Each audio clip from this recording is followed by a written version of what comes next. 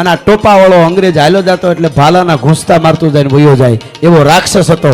ટાણે ટાણે અડધો બકરો ખાય, દારૂની ભંભલીઓ પીએ, ફાવે એમ હિન્દુસ્તાનીઓ ઉપર ત્રાસ ગુજારતો હતો.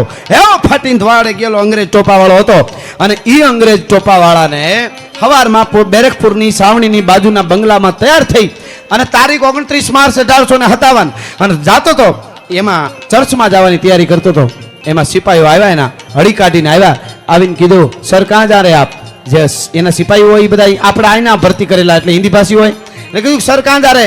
તો કે सर्च जा रहा हूँ. तो कि जल्दी सावनी में चलो.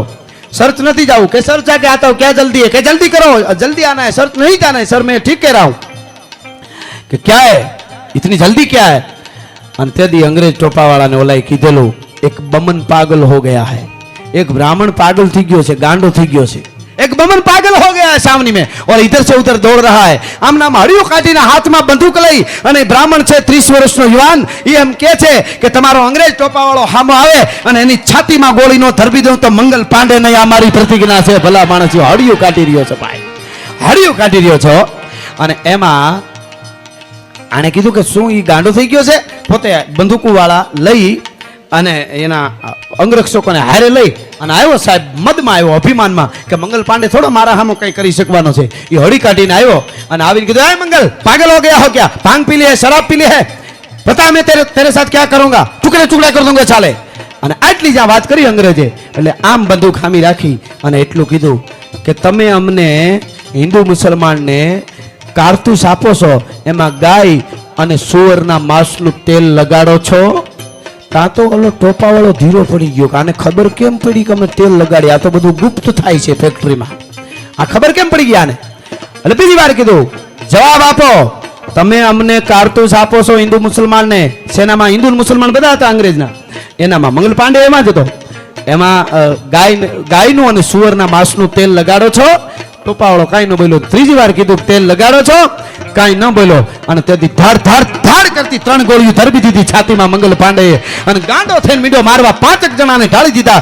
ઘાયલ થઈ ગયો, પકડાઈ ગયો. અને મિત્રો આજ હું અને તમે આઝાદ શ્વાસ લઈ શકી એના માટે તારીખ 8 એપ્રિલ 1857 મંગલ પાંડે ફાંસીના માસડે સડી ગયો તો મારા તમારા માટે. ભલા માણસ, આવા હજારો નહીં લાખો ક્રાંતિકારીઓ હિન્દુસ્તાનીઓ લોહી રેડ્યા છે ને ત્યારે આપણો દેશ આઝાદ થયો છે. એમને નીકળ્યું તાળીઓ પાડે દેશ આઝાદ નથી થયો.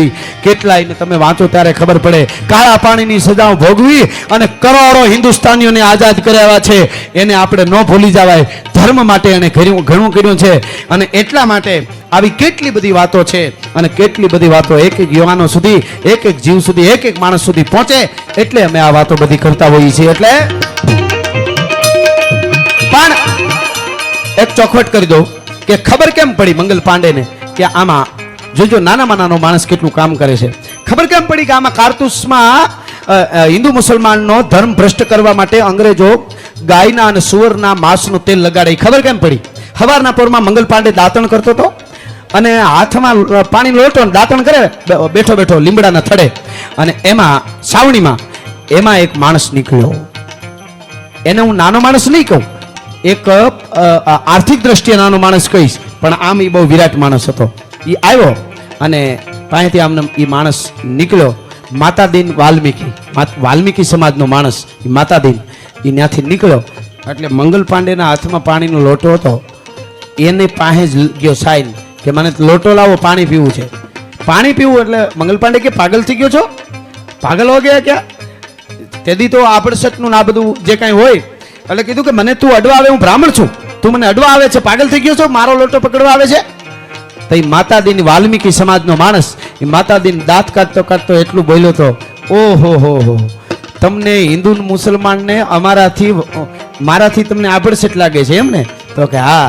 તો કે કારતૂસ જે અંગ્રેજો તમને આપે ને મોઢેથી તોડો છો, એમાં ગાયનું સુવરનું તેલ લાગે છે, એ મોઢેથી તોડો છો, એમાં તમને આભડસેટ નથી લાગતી? એમાં તમારો ધર્મ ભ્રષ્ટ નથી થતો? પણ ત્યાં તો હાથમાંથી લોટો પડી ગયો મંગલ પાંડેને. શું વાત કરે છે કે હા આવો હું જ્યાં કામ કરું છું સાફ સફાઈનું ન્યાય ફેક્ટરીમાં જે કારતૂસ બને છે એમાં તમારો હિન્દુ અને મુસલમાનનો ધર્મ ભ્રષ્ટ કરવા માટે થઈ અને અંગ્રેજો શું શું કરે છે એ તમને દેખાડું તો હવે જોવું નથી તે કીધું એટલે બધું મને સમજાઈ ગયું. મંગલ પાંડે તેથી વાલ્મીકી સમાજના એ માતા દીનને ભેટી પડ્યો તો ભલા માણસ કે હવે એક થવાનો વખત આવી ગયો છે, હવે આ બધું આપણે કાઢવું જોઈએ. અને પછી મંગલ પાંડે હાથમાં બંદૂક લઈને ગાંડો તૂર થઈને હડિયું કાઢતો હતો. સાહેબ આવું ઘણું બધું હું તમને એક વાત કરી દઉં, કારણ કે સાહિત્ય આ બધી વાતો ગીતો હું જે સમય પ્રમાણે આવશે લઈ, પણ આ જરૂરી બહુ છે, તમે સાંભળો છો એટલે. હવે એક ટૂંકી વાત તમને મારે કરવી છે, પછી જે કાંઈ